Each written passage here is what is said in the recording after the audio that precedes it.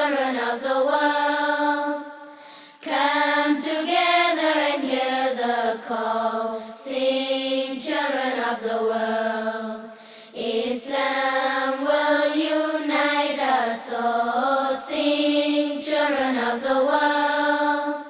The people led lives full of corruption and deviation from the truth. The strong deprived the weak of their rights.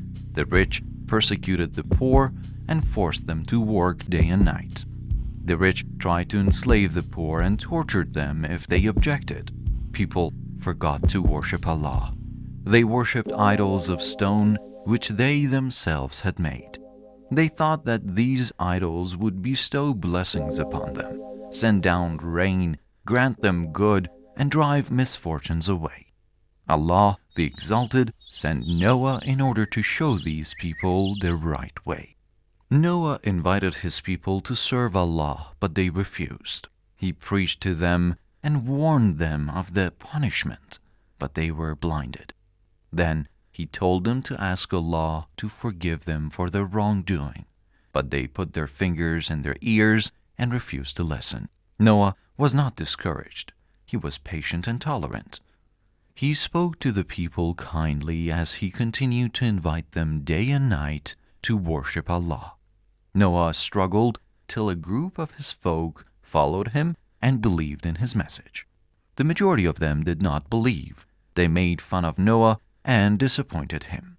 The unbelievers said to Noah, "You're a liar. We won't believe you. Why does Allah not send us anyone other than you? You're poor." Noah said to them, "O people, don't accuse Allah's messenger of lying. Surely Allah will punish you for that."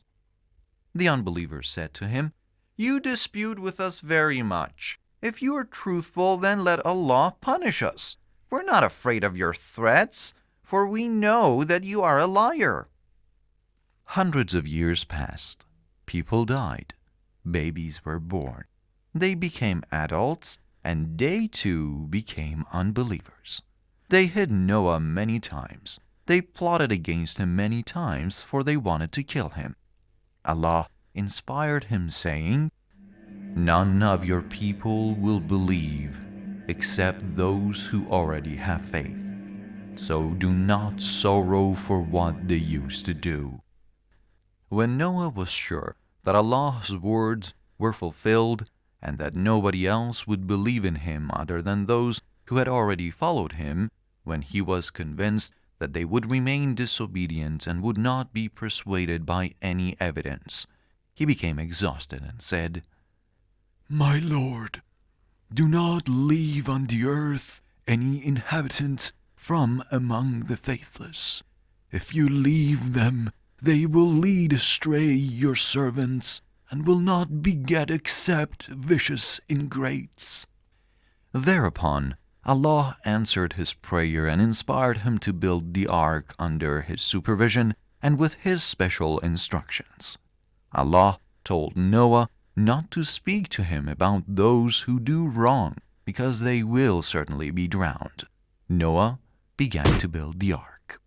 The unbelievers did not leave Noah alone. They came to his workplace and they mocked him and the believers. One of the unbelievers said, "Ha ha ha! Oh Noah, in the past you used to claim that you are a prophet and a messenger. So how come you are a carpenter now? Are you no longer a prophet, or do you prefer to be a carpenter?" Another unbeliever said, "Why do you build your ark so far away from the seas and the rivers?" The unbelievers laughed and made fun of Noah. He said to them, "If you ridicule us today, we shall ridicule you tomorrow, just as you ridicule us now. Soon you will know whom a disgraceful punishment will overtake, and on whom a lasting punishment will descend." Noah continued to build the ark with mighty boards and strong nails until it was just right. When the ark was completed, Noah waited for the command of Allah. Allah inspired him and ordered him to accompany those who believed in him and to select 2 of every creature, male and female, in order to fulfill Allah's order. One day, the sky became overcast. It grew very dark. It rained heavily and water came out of the earth. It was unbearable. Noah hurried to his ark. Then he placed there what Allah had ordered him to carry of men and animals. Lightning flashed in the sky, and the thunder boomed. The believers entered the ark one by one. Water poured down the mountains and through the valleys. Gushing fountains filled the land. The sky poured rivers of rain. Water flowed from the mountain tops. The dry land became a sea full of rough waves. The unbelievers fled the village, for they still did not believe Noah's words. Noah saw his son Canaan swimming towards the mountains. He called out to his son at the top of his voice, You are running to Allah's judgment and to your destiny. Hurry up and come to the ark believing. Come with the believers and you will be safe. Noah's words fell on deaf ears. Canaan thought that he could still avoid the detested punishment. He said, I shall take refuge on a mountain. It will protect me from the flood. Noah was so sad and worried. He said, There is none today who can protect from Allah's edict except someone upon whom He has mercy. Just then, a huge wave came crashing down, and Noah could no longer see his son. The waves swallowed everything. The destructive flood covered everywhere.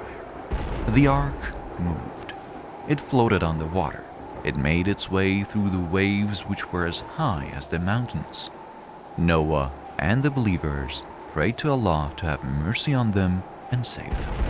When the commandment was fulfilled and the wrongdoers were completely destroyed, the earth and the sky were commanded, O earth, swallow your water, and O sky, stop raining.